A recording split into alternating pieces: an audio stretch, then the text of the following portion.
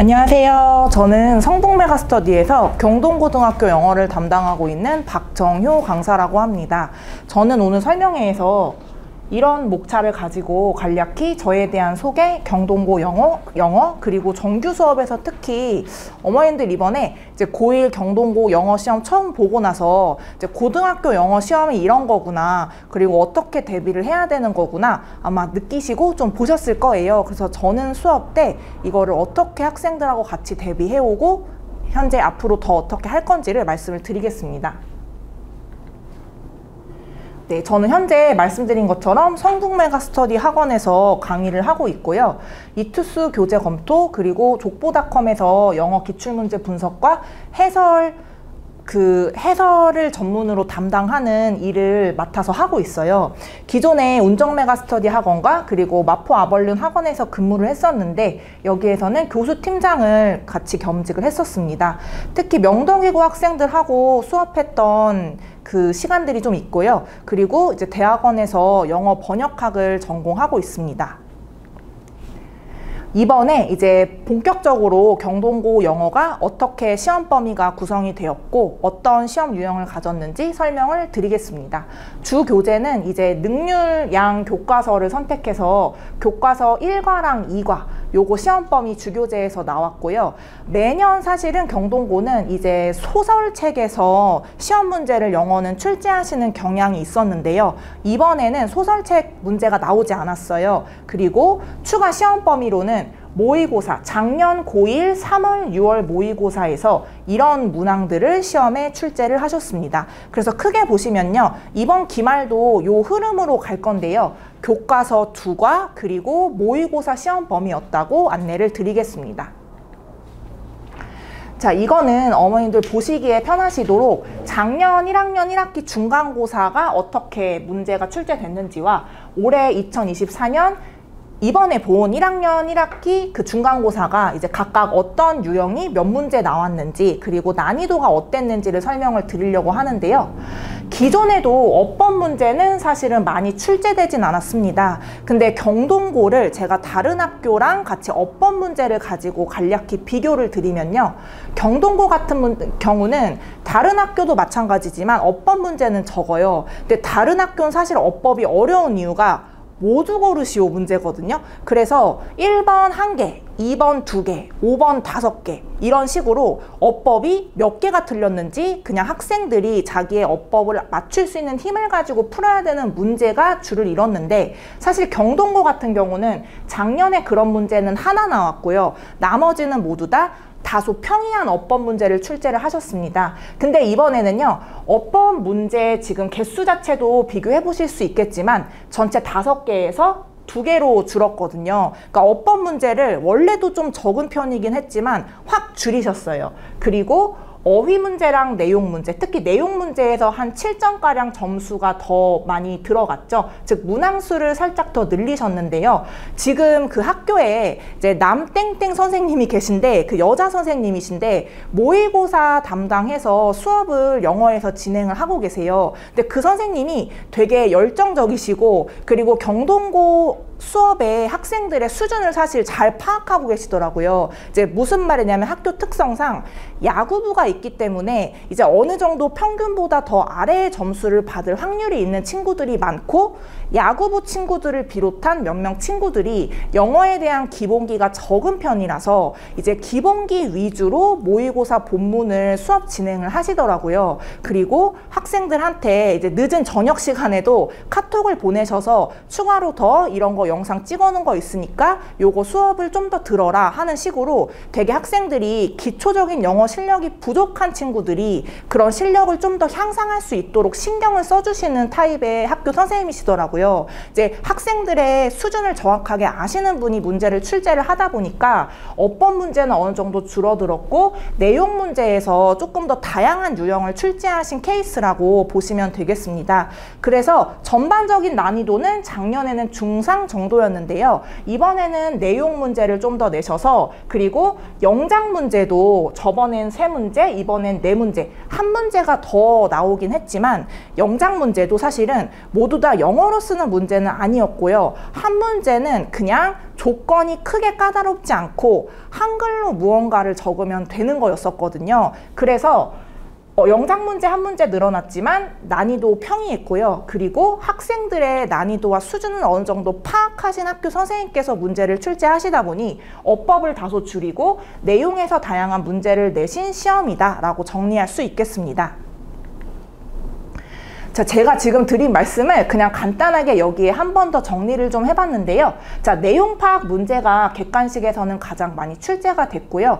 그 객관식 어휘 문제 같은 경우는 제가 아까 어휘 문제를 다소 말씀을 드리진 않았는데 전 학생들하고 공부를 할 때 2019년부터 2023년까지 5개년 기출을 다 같이 풀거든요. 항상 어휘 문제는 반드시 뭐를 추가하시냐면 접속 부사, 즉 therefore, however 같은 그러한 부사 문제들도 반드시 내시거든요. 그런 기본적으로 경동에서 다루는 문제와 평이한 수준의 어휘들을 어휘 문제로 출제를 하셨어요. 그리고 어법 문제도 사실은 5문항에서 2문항으로 대폭 줄어들었다고 볼 수가 있겠고, 서술형은 어법 변형 문제는 없었습니다. 한글 뜻을 적으라는 문제 포함해서 전반적인 난이도는 높지 않았습니다. 그러면 이러한 학습 전략 제가 적어놓은 것과 평상시에 수업을 학생들과 어떻게 하고 있는지를 같이 뒷부분에서 말씀을 드리겠습니다. 네, 제 수업 시간은 이렇게 되고요. 일단 첫 번째로는 지금 본격적으로는 저희가 그 모의고사 시험 범위 진도는 사실은 시험 끝나고 지금 하고 있어요. 근데 이제 본격적으로 저희가 내신 대비 들어가는 거는 다음 주 수요일부터라고 보시면 되겠고요.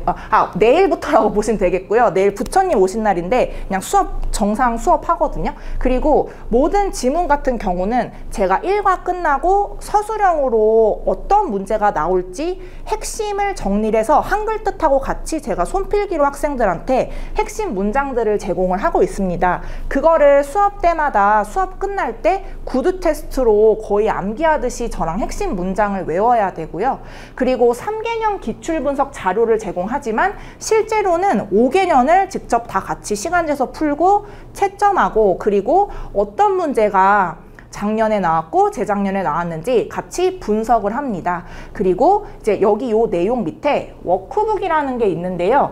워크북은 고등학교 때는 지문을 절대 지문 공부를 이제 뭐 해석을 하고 단어를 정리하고 독해를 이런 식으로 해서 주제가 뭐구나 라고 지문을 파악하고 나서 바로 변형 문제와 고등 수준의 그 난이도의 객관식을 풀 수가 없어요. 왜냐하면 학생들의 이해도는 아직 고등에서 다루는 지문 수준으로 많이 끌어올라지지 않았는데, 그리고 어휘량도 적은 편인데 갑자기 난이도가 높은 고등 수준의 지문을 어느 정도 공부를 한번 했다고 해서 절대 객관식 문제가 바로 풀리지가 않거든요. 지문에 익숙해지는 과정이 필요하고요. 그런 것들을 저는 빈칸 채우기 유형을 비롯한 어휘 2개 중에 맞는 거 고르기, 어색한 부분 찾기, 어형 변화하기, 어법 고르기, 어휘 고르기, 다양한 유형으로 학생들하고 같이 워크북 학습을 먼저 하고 변형 문제를 접근하고 있습니다. 내용 정리하고요. 워크북 말씀드린 것처럼 많이 강조하는 편이고요. 그리고 경동고 친구들 같은 경우는 사실은 시험 범위가 다른 학교랑 비교했을 때도 적은 편은 아니에요. 근데 모의고사 시험 유형을 유독 어려워하기 때문에 그 모의고사에 나오는 단어들을 확실하게 정리하고 거의 매 시간 시험이 있다고 보시면 되겠습니다. 여기에 이제 제가 직접 작업해서 그리고 주제 정리하고 그리고 편집하고 학생들한테 나눠드리는데요. 제가 가장 중요하게 생각하는 게 있습니다. 이제 워크북 다음에 변형 문제를 풀고 나서 학생들이 사실은 고등학교의 시험 범위가 많다 보니까 절대 외울 수가 없거든요. 그래서 경동고의 시험 유형은 내용 문제가 많이 나오기 때문에 특히 본문은 어느 정도 학생들이 이제 한 3-4번 계속 반복하다 보면 주제가 무엇인지 핵심이 무엇인지 파악할 수 있어요. 그런데 모의고사 문제는 워크북을 한다고 하더라도 사실은 문제를 풀기가 다소는 어렵거든요. 워크북은 제가 접근하는 저만의 방법이 있는데요. 주제를 한글로 반복적으로 익히게 합니다. 영어 수업인데 왜 한글을 반복시키나요? 하실 수 있지만 경동고의 시험 문제를 분석해 보면요. 요지, 제목, 주제, 내용 파악이 모두 다 내용 문제에 점철되는 유형들이거든요. 따라서 학생들이 확실히 한글로 그 모의고사의 지문에 대한 주제와 핵심을 알고 있으면 영어 해석을 저와 평소에 같이 연습을 하기 때문에 시험에서 내용 문제를 잘 맞출 수 있더라고요. 그래서 이번에도 모의고사 시험 범위에서 출제된 어법 문제는 학생들이 어려워해서 틀린 친구도 있었지만 내용 문제는 거의 다 맞췄거든요. 내용 문제의 포션이 큰 경동고의 경우는 저랑 같이 공부하는 요 프로세스가 저는 어느 정도 통했다고는 생각하는데, 이제 첫 시험이니까 학생들도 학부모님들도 중학교 때와 달라서 다소 만족하실지는 모르겠지만 이제 수행평가도 있고 기말고사도 있기 때문에요. 지금 내용 위주로 학생들하고 계속 워크북 위주로 반복하고 매일 시험 보고 구두 테스트 하는 거를 그대로 유지를 할 거고요.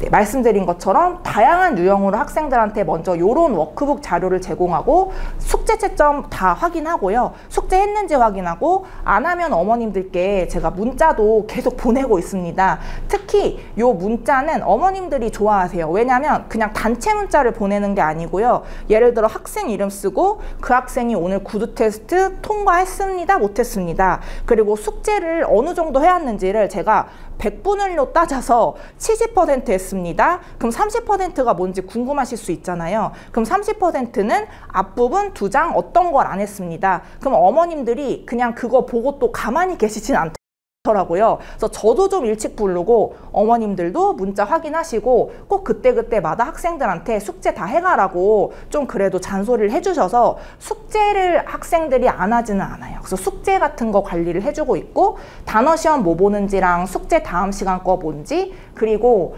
언제 이제 모의 테스트를 볼 건지 같은 일정까지 숙제 문자에 같이 겸해서 보내드리고 있습니다. 그리고 말씀드린 것처럼 기출모의는 5개년을 풀고요. 그리고 변형 기출문제는 3개 정도를 푸는데 그것도 다 시험 결과를 알려드려요. 그래서 기출문제 몇 점 정도였다, 혹은 변형 문제 저희 3개 풀었는데 거기서 반에서 상, 중, 하 중에 뭐였다 같이 문자를 꼼꼼히 보내드리고 있습니다. 네, 여기까지 해서 마치도록 하겠고요. 들어주셔서 감사합니다.